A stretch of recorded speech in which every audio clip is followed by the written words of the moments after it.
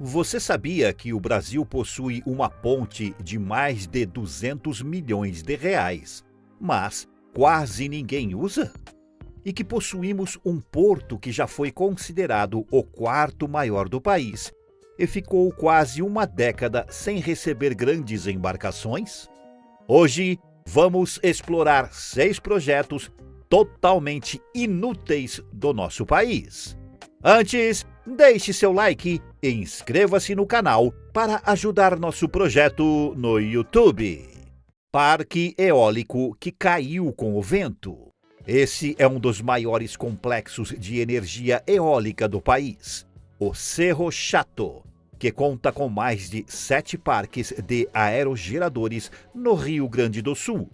E em 2014 foi palco de uma cena bastante incomum, pois foi construído para gerar energia a partir do vento. E justamente com uma ventania, o parque teve 8 torres derrubadas e pelo menos 27 aerogeradores afetados, causando um prejuízo de mais de 300 milhões de reais. Este se trata do maior incidente com parques eólicos de todo o mundo, superando com folga o segundo colocado, uma queda de 3 torres no norte da Europa. O mais curioso é que o temporal que atingiu a cidade onde se encontra o complexo não é incomum para a região. Após os desastres, a Eletrosul, estatal que comandou o projeto, contratou uma empresa argentina para operar e fazer a manutenção do parque. Mas pouco tempo depois, ela pediu falência no Brasil, abandonando as obras.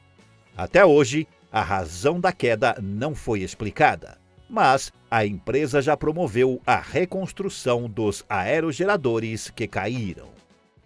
Dragagem do Porto Rio Grande. Em 2009, aprofundar o calado do Porto de Rio Grande era um projeto incluído na reforma do lugar, escavando de 14 para 16 metros de profundidade, custando 196 milhões de reais. Com a realização da obra, os navios que passassem pelo quarto maior porto do país na época poderiam levar 20 mil toneladas a mais por viagem. Prevista para 2012, ela foi realizada pelas empreiteiras Odebrecht e Jean Denouve, da Bélgica, ficando pronta somente em 2013 e por quase 7 anos sem receber grandes cargas, porque a Marinha, responsável pela segurança dos navios, não aprovou a obra para isso, pois à medida que os navios até menores passavam, o calado ia elevando. No ano de 2018, começou outra reforma que finalizou em 2020, custando 500 milhões para retirar 16 milhões de metros cúbicos de sedimentos.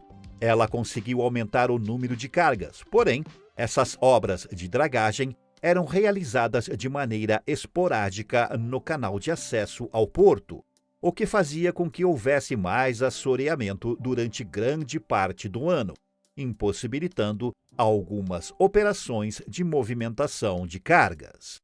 Em julho de 2022, o Conselho de Autoridade Portuária autorizou outro projeto para uma nova dragagem permanente, dessa vez somente no canal de acesso. Ela concluiu em 9 de janeiro desse ano, custando mais de 100 milhões e retirando mais de 2 milhões e 850 mil metros cúbicos de sedimentos. Agora é torcer para que a reforma atual seja permanente e navios enormes passem pelo lugar com segurança. Ponte que ninguém usa. Esta é a ponte binacional franco-brasileira, ligando a cidade de Oiapoque, no estado do Amapá, a St. Georges, na Guiana Francesa. Sua construção teve início nos anos 90 e foi concluída somente em 2012. Todavia, apesar de finalizada, ela ficou 5 anos sem abrir, pois faltavam documentos para atestar a conclusão. Com custo de 236 milhões para os países, metade veio dos cofres brasileiros, cerca de 1/3 do PIB atual da região. Ela foi aberta somente em 2017, porém, para os veículos brasileiros passarem, é necessário um seguro que varia entre 250 a 450 euros, que convertido para real fica entre 1.300 a 2.500 reais, sem contar no visto de viagem e na carteira internacional de motorista. Ou seja, é uma alternativa bastante inviável para a população local, que opta quase sempre pela travessia de balsa ou barquinha entre os dois países. Ponte que liga nada a lugar nenhum. Na cidade de Medeiros Neto, localizada no sul da Bahia, possui uma ponte sobre o rio Água Fria, que tinha como objetivo desviar o tráfego pesado de caminhões, promovendo uma rápida passagem para as rodovias do estado. Tendo custo estimado de 2,3 milhões de reais, só depois de realizar uma parte da construção, a prefeitura percebeu que, para completar a obra, teria que montar cabeceiras que demandariam o desalojamento de quase 40 famílias, aumentando o valor gasto e inviabilizando o planejamento. Sem condições de terminar o projeto, os políticos optaram por abandonar a obra por alguns anos. Até que em 2020, quase 8 anos depois, o prefeito recém-eleito retomou as obras do anel rodoviário e no fim de 2021 já estavam liberadas para o tráfego de veículos. O pier que não recebe navios. Próximo à ponte Newton Navarro, que é um dos maiores símbolos de Natal, possuindo 55 metros de vão livre e 2 quilômetros de extensão. No intuito de receber turistas e embarcações com mais conforto, a cidade inaugurou um pier turístico desembolsando 72 milhões de reais dos cofres públicos. Depois de construído, acharam um problema grotesco de erro de cálculo. Simplesmente, os navios que desembarcariam no pier não conseguem passar por baixo da ponte, porque a altura média desses veículos aquáticos, que circulam normalmente no nosso país, é de 65 metros.